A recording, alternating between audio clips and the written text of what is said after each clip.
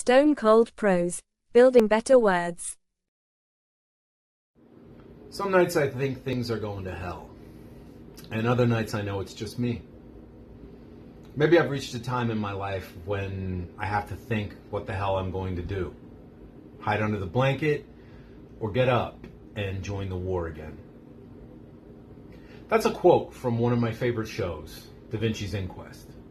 It resonated with me the first time I heard it many years ago, but rather than fade to an echo with the passage of time, the impact of those words only seems to increase the older I get. The character who uttered them, Dominic Da Vinci, was fighting a war, a personal war, not against any exterior enemy but himself. His willingness to go on in the face of the ugliness of the world, the brutality of humanity, and his own weaknesses, doubts, and fears. That was his war. Does it sound familiar? Hi guys. Welcome back to Stone Cold Prose, where we build better words, better thoughts, and better men. I'm Miles Watson, novelist and author of numerous award-winning series, including Caged Life, Sinner's Cross, and The Chronicles of Magnus. I worked in Hollywood for 12 years, law enforcement for another 10, and now I break it all down and build it back better. So let's get into this. The clocks in my head are striking 13. It's a 13 of mental, moral, and physical exhaustion. And I'm fairly certain you're familiar with it. The furious pace of modern life and the increasingly depressing outlook for the future of humanity generally have a tendency to take the starch out of a fellow sometimes. And sometimes I'm struck by a sense of futility, a sort of why bother writing or going to the gym or doing anything really constructive when there are so many distractions I can amuse myself with until bedtime. This is the age of content, after all. An endless stream of memes, posts, threads, GIFs, TikToks, reels, stories, games, videos, and movies designed to occupy our attention and neutralize our brains. All I have to do is give in, take that shot of spiritual dope, and I can put another day into the books. Unfortunately, my conscience, if you want to call it that, won't let me do so, at least not past a certain point. I'm driven, or perhaps more accurately, galvanized like a corpse getting a jolt of electricity, into making productive use of the rest of my evening, even if all I really want is to sit on my couch in my pajamas and watch reruns of Murder, She Wrote.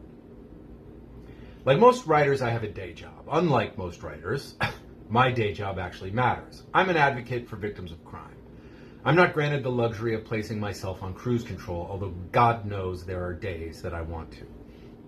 What I do is too important and too demanding to allow me to slack off, even when I'm in the mood. It requires concentration, organization, passion, toughness, resiliency, empathy, assertiveness, knowledge of the law, and of human psychology. Some of these qualities I actually possess.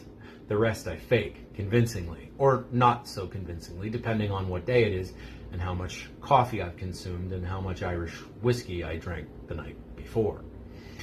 What's more, and what's most, it requires that for 9 hours a day, I put myself and my ambitions, hopes, dreams, plans, lusts, and wishes secondary to everything and anything I encounter at work. It's an extended, ritualized act of self-effacement, a vow of selflessness that comes with a suit and tie instead of a monk's robes and a modest benefits package instead of a ticket to heaven. The rest of the time I may be a self-absorbed jerk, but from 8 to 4:30 and sometimes a lot later, 5 days a week, I put everyone else's needs before my own. It's good for the soul, but it's hard on just about everything else. Between the meetings, the phone calls, the paperwork, the conferences, the witness preps, the hearings scattered all across the county, the trials up in the courthouse, and all the secondhand trauma and firsthand verbal abuse I experience, it's a wonder I can crawl home on knees and nipples and fire up an episode of Forever Night. You know, that 90s TV show about a vampire trying to get right with his conscience by working as a night shift detective in Toronto. Anyone? Bueller? Look, I'll be truthful. Sometimes I wonder if I'm not in the same boat as the vampire. Having a job like this pays a lot of karmic debts, at least I hope it does. I certainly feel that way most days. God knows it can take a toll. Right now, I don't want to change into gym clothes and slog down to the gym and work out in front of silent screens blaring bad news. I don't want to spend the last hour or two before bed torturing my creative nerve into producing great words for my next novel. What I want is to piss away the last of the night scrolling on social media. I don't want to show up for my life. I want to hide from it under the blankets, just like Da Vinci. But that's really the struggle we all face, isn't it? The war within. We all grow up wanting to be something. Then we actually get there, uphill, adulthood, and we find we aren't what we wanted to be. Those simple, clear-cut goals and dreams have either blurred out of recognition or receded out of reach. We have rents and mortgages and student loans and bills for the kids' braces. We spend 40 to 60 to 70 hours a week at work and another 5 to 10 commuting there. We don't get enough sleep. We eat crap. And a great deal of our so-called free time is squandered worrying about our jobs or our bills, or both. Nearly everyone I know, everywhere, is struggling with their mental health. And that special verve, that sense of excitement and hope and passion, which we need to do the things we really want to do, is often burning very low in those hours that we have to ourselves.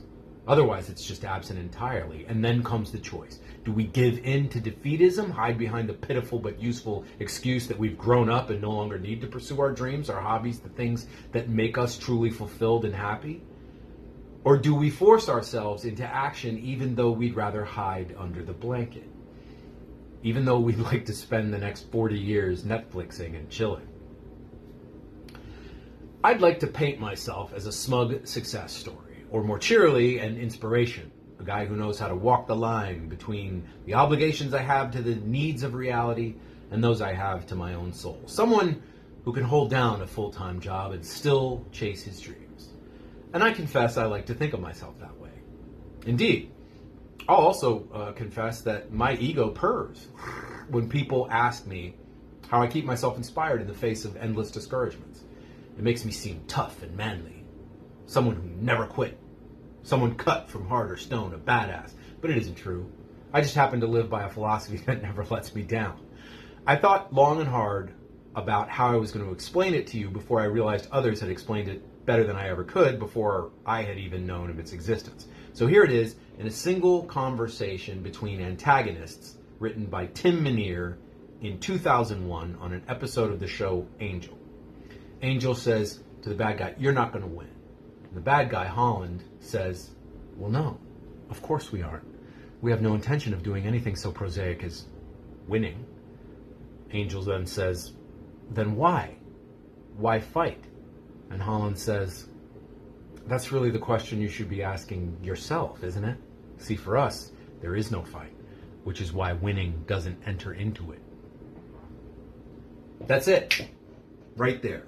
The coward in us hides under the blanket. The hero gets up and joins the war. But the realist, the guy we have to live with every day, who is neither coward nor hero, but both simultaneously, asks, "How do I win the war?" And the existential void replies, "You don't. You fight because the fight needs fighting. You fight because." One could say that it's all about finding joy in the process, in the act of reaching for that ever-elusive dream, thrusting one's chest out to break the tape that means we've made it. Even though the definition of making it is curiously vague, it becomes more so the closer we get. The cliche says that life is a journey, not a destination. Actually, death is the destination, and that is precisely what gives zest to life, the journey, the fight. Ernest Hemingway conceived an epigram for his collection Winner Take Nothing, which goes like this.